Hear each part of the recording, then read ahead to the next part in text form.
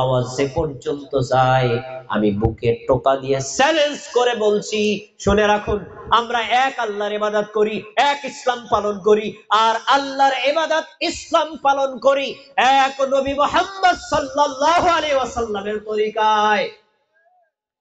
নবীর তরিকার বাইরে অন্য কোন তরিকা আমরা মানিও না, প্রচারও করি না। নবীর তরিকা মানা কি অপরাধ? কথা বলেন, নবীর তরিকা মানা আর প্রচার করা কি অপরাধ? কখনো নয়। আমরা গুণগত ভারে আমাদেরকে বলা হয় আহলুল হাদিস, কোরআন হাদিসের অনুসারী। এটা আসলে একটা বৈশিষ্ট্যগত নাম, কিন্তু শুনে রাখেন, প্রকৃতপক্ষে আমরাই হলাম মুসলিম। এক আল্লাহর ইবাদত করি, এক ইসলাম পালন করি। ওই ইসলামের যাবতীয় ইবাদত, ফরজ হোক, ওয়াজিব হোক, সুন্নাত হোক, মুস্তাহাব হোক, সব ইবাদত আমরা এক নবী মুহাম্মদ সাল্লাল্লাহু আলাইহি ওয়াসাল্লামের তরিকায় করি, অন্য কারো তরিকায় আমরা আমল করি না। করি নাকি?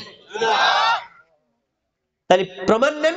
আজকে আমরা বয়ান করব, যদি বয়ানের ভিতরে বলি আমাদের আহলে হাদিস আন্দোলন আছে, ওই আমির সাহেবের তরিকা মানবো। আমাদের জমিয়াতে আহলে হাদিস আছে, ওই আমির সাহেবের তরিকা মানবো। আমাদের জামাতে আহলে হাদিস আছে, ওই আমির সাহেবের তরিকা মানবো। বাইতুল জান্নাত মসজিদের ইমাম সাহেবের আছে, তার তরিকা মানবো। সখীপুর সরকার বাড়ি জামে মসজিদ আছে, তার তরিকা মানবো। এভাবে যদি ব্যক্তির তরিকা মানতে বলতাম, তাহলে বোঝা যাইতো আমরা গোমরা তরিকায় আছি। কিন্তু চ্যালেঞ্জ করে বলছি, আমরা আহলুল হাদিসরা নবীর তরিকা ছাড়া অন্য তরিকা বলিও না, মানিও না, প্রচারও করি না। বলেন আলহামদুলিল্লাহ। সাউন্ড একটু কমাই দাও, একটু কমাই দাও, বাইরে চলে গেছে, বেশি কানে বিদ করে না, কমাই দাও। আচ্ছা থাক, আসুক, আসতে কমাই দিও।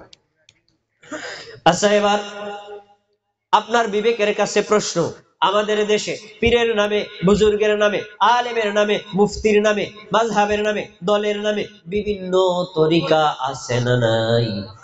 আছে না নাই? আছে। এই তরিকাগুলো বাদ দিয়ে এক নবী মুহাম্মদ সাল্লাল্লাহু আলাইহি ওয়াসাল্লামের তরিকায় ইবাদত করতে হবে। রাজি আছেন তো ইনশাআল্লাহ? তার নামাজ যদি আমাদের নবীর তরিকায় হয়, আমরা রোজা রাখবো কার তরিকায়? হজ করব কার তরিকায়? যাকাত দিব কার তরিকায়? নফল ইবাদত করব কার তরিকায়? ফরজ ইবাদত করব কার তরিকায়? রাজনীতি করব কার তরিকায়? সমাজনীতি করব কার তরিকায়? এক কথায়, লাকাদ কানা লাকুম ফি রাসূলিল্লাহি উসওয়াতুন হাসানাহ। যে ব্যক্তি আখিরাতে বিশ্বাস করে, যে ব্যক্তি আল্লাহকে বিশ্বাস করে, এই বিশ্বাসী মানুষের জন্য মহান আল্লাহ, আল্লাহর রাসূল মুহাম্মদ সাল্লাল্লাহু আলাইহি সাল্লামের মধ্যেই আদর্শ রেখেছেন। এজন্য নামাজের ক্ষেত্রে, হজের ক্ষেত্রে, যাকাতের ক্ষেত্রে, ফরজের ক্ষেত্রে, নফলের ক্ষেত্রে, সবকিছুর ক্ষেত্রে এক নবী মুহাম্মদ যা করেছেন আমরা তাই করব, যা বলেছেন আমরা তাই মানব। নবী না করলে তা আমরা কখনো করতে রাজি নাই। এই করলে কি অপরাধ ভাই? এটা করলে অপরাধ? তাহলে আমাদের সমাজের যে মানুষগুলো আমাদেরকে বলে ওদের কাছে গেলে গোমরা হয়ে যাবে, এই আপনার কাছে জিজ্ঞাসা, নবীর কথা মানলে কি গোমরা হয়? আপনার কাছে জিজ্ঞাসা, আল্লাহর ইবাদত করলে কি গোমরা হয়? আপনার কাছে জিজ্ঞাসা, এক ইসলাম মানলে কি গোমরা হয়? তাহলে আমরা এটা মানি, অপরাধ কি? অপারেটর কোথায় গেল? হারিয়ে গেছি। আচ্ছা, এবার শুনুন, সালাত যে আমাদের নবীর তরিকায় আদায় করতে হবে, তার দলিলটা কি? দলিল জানা লাগবে না? লাগবে না? দলিল লাগবে না? আল্লাহ তাআলা কি বলছেন? সূরাতুল মুহাম্মদ 33 নম্বর আয়াত, আল্লাহ বলছেন, ইয়া আইয়ুহাল্লাযীনা আমানু আতিউল্লাহ ওয়া আতিউর রাসূল ওয়ালা তুবতিলু আমালাকুম। হে মুমিনগণ, আমরা এখানে যারা আছি মুমিন না কাফের? এখানে অনেকে থাকতে পারেন আহলে হাদিস না, কিন্তু মুমিন। আপনারা কি, আমরা এখানে সবাই মুমিন না? তার মানে এই আয়াতটা কি শুধু আল্লাহ আহলে হাদিসদের বলছেন? সবার জন্য। ইয়া আইয়ুহাল্লাযীনা আমানু, হে মুমিনগণ, আতিউল্লাহ, তোমরা আল্লাহর কথা মানো, ওয়া আতিউর রাসূলের কথা মানো। আল্লাহর কথা মান্য করতে কে বলেছেন? নবীর কথা মানতে কে বলেছেন? 3 নম্বর বলেছেন যে ব্যক্তি আল্লাহর কথা মানে না, নবীর কথা মানে না, ওই ব্যক্তির কথা বলেছেন ওয়ালা তুবতিলু আমালাকুম, তোমাদের আমলগুলো বাতিল করে দিও না। এই ছোট ভাই, ইকো বন্ধ করে দাও। আর এই ক্যাস ক্যাস আওয়াজ একটু মোটা হবে, আর ভিতরে একটু সাউন্ড কমাই দাও, বাইরে বাড়াই দাও, যত পাওয়ার বাইরে দাও, ভিতরে কম দাও। সবাই মনোযোগ দিয়ে শোনেন, খেয়াল করে শোনেন।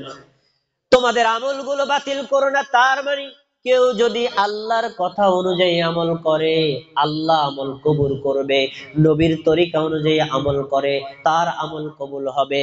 কিন্তু যদি আল্লাহ এবং তার নবীর তরিকার বাইরে হয়, এই আমলগুলো আল্লাহ তাআলা কখনো কবুল করবেন না।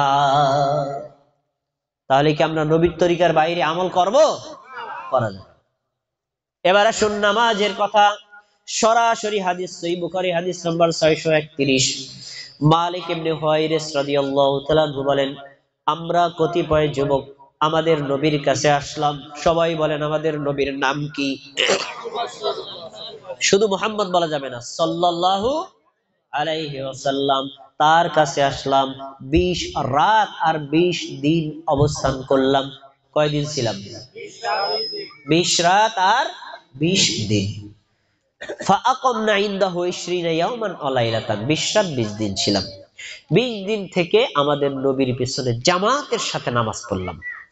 পরে দেখলাম আমাদের নবী কিভাবে রুকু করে, কিভাবে সিজদা দেয়, কিভাবে তাশাহুদ করে, কিভাবে তিনি ইবাদত করে, একেবারে পুঙ্খানুপুঙ্খ আমরা লক্ষ্য রাখলাম, পর্যবেক্ষণ করলাম।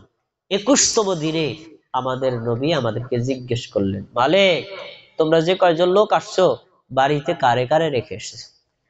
তখন আমরা বললাম, আমাদের বাড়িতে বাবা আছে, মা আছে, ছেলে আছে, মেয়ে আছে, স্ত্রী আছে, আমাদের পরিবার পরিজন সবাই আছে, তাদেরকে রেখে এসেছি। তখন নবী বললেন, ও একটানা 20 দিন ছিল না, এখন তো বাড়িতে যেতে আগ্রহ তৈরি হয়েছে, মন আগ্রহ করে, তাই না? আচ্ছা, তাহলে কাজ করো। নবী আমাদের 5টা আদেশ করেছেন। 1, ইরজিউ ইলা আহলিকুম, তোমরা তোমাদের পরিবারে ফিরে যাও। পরিবারে ফিরে যেতে বলেছেন কে? আমাদের নবী। কি বলেছেন? সবাই খেয়াল করে না, আমাদের নবী বলেছেন কি? যাও পরিবারে ফিরে যাও। ফা আহলিকুম, তোমরা তোমাদের পরিবারে ফিরে যাও। ফা আকিমু ফিহিম, তোমাদের পরিবারে গিয়ে নামাজ আদায় করো, নামাজ কায়েম করো। তাহলে বোঝা যায় একা নামাজ আদায় করলে হবে নাকি পরিবারের সবাইকে নামাজি বানাতে হবে? ফা আকিমু ফিহিম, পরিবারের মধ্যে গিয়ে নামাজ কায়েম করো। 2 নম্বর হলো ওয়াআল্লিমুহুম, তোমার পরিবারে মা আছে, বাবা আছে, ছেলে আছে, মেয়ে আছে, বোন আছে, স্ত্রী আছে, তাদেরকে নামাজ শিক্ষা দাও। না শিখাইলে ওরা কেমনে পড়বে? শিখানো লাগবে না? ওয়াআল্লিমুহুম, এই 20 দিন আমাকে যেভাবে নামাজ পড়তে দেখলা না, এই নামাজটা শিক্ষা দাও। আমুরুহুম, তোমার পরিবারে তোমরা গিয়ে নামাজের আদেশ করো। নামাজ পড়তে বলো সবাইকে, এই ছেলে, এই মেয়ে, এই বাবা, এই মা, এই বোন, এই স্ত্রী, সবার নামাজ আদায় করতে হবে, এটা আল্লাহর বিধান, এভাবে আদেশ করো। আচ্ছা, এই আদেশের পরে একটা বাক্য বলেছেন, এই বাক্যটা সবাই আমার সাথে বলবেন। অর্থটা আগে বলবো না, পরে বলবো, আগে আমার সাথে বলবেন। বলেন, অসল্লু, বলেন, কামা রাআইতুমুনি উসাল্লি। বাংলা আমার সাথে বলেন, তোমরা সেইভাবে নামাজ পড়ো যেভাবে আমাকে নামাজ পড়তে দেখেছো।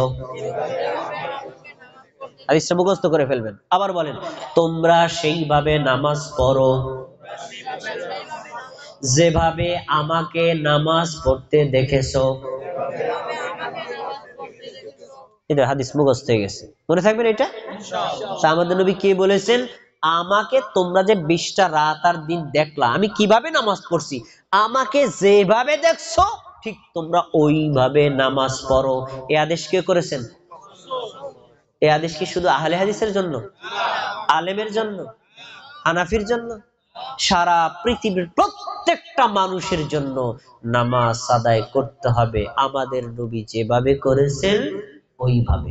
এই হাদিস প্রমাণ করে আলেমের নামাজ নবীর মতো হতে হবে, সাধারণ মানুষের নামাজ নবীর মতো হতে হবে, বৃদ্ধ ব্যক্তির নামাজ নবীর মতো হতে হবে, নারীর নামাজ নবীর মতো হতে হবে, আর পুরুষের নামাজ নবীর মতো হতে হবে, যুবকের নামাজ নবীর মতো হতে হবে, যুবতীর নামাজ নবীর মতো হতে হবে, শরীয়তপুর জেলার মুসলমানদের নামাজ নবীর মতো হতে হবে, বাংলাদেশের মুসলমানদের নামাজ নবীর মতো হতে হবে, রাশিয়ার মুসলমানদের নামাজ নবীর মতো হতে হবে।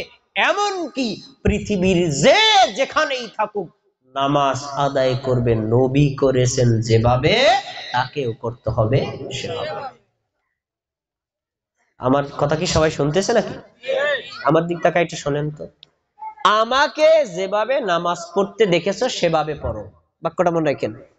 আর আমাদেরকে যেভাবে নামাজ পড়তে দেখেছো সেভাবে পড়ো, বাক্য দুটি কি এক না একটু পার্থক্য আছে? আমাকে 1 বছর, আমাদেরকে বহু বছর। আমাদের নবী যদি বলতেন, এই শোনো, আমাদেরকে যেভাবে নামাজ পড়তে দেখছো, মানে আমি পড়লাম, আবু বকর পড়ছে, ওমর পড়ছে, ওসমান পড়ছে, আলী পড়ছে, আরো অন্যান্য সাহাবীরা পড়ছে, এরা যেভাবে নামাজ পড়ে এদের মতো নামাজ পড়ো, তাহলে বোঝা যাইতো নবীর তরিকা চলবে, আবু বকরের তরিকা চলবে, ওমরের তরিকা চলবে, ওসমানের তরিকা চলবে, আরো যত মানুষ আছে, পীরের তরিকা, আলেমের তরিকা, মুফতির তরিকা, মাযহাবের তরিকা, ইমামের তরিকা, খতিবের তরিকা, বক্তার তরিকা, ওয়াইজের তরিকা, শত শত তরিকা মানা যাবে। কিন্তু নবী কি আমাদেরকে বলেছেন না আমাকে বলেছেন? তাহলে এই হাদিস থেকে শিক্ষা পাওয়া যায়, কোন ব্যক্তি যদি নামাজ আদায় করে, নামাজটা যতই সুন্দর হোক, তার নামাজ যদি নবীর মতো না হয়, এই নামাজ কিয়ামতের দিন কখনো জান্নাতে পৌঁছানোর ব্যবস্থা করবে না।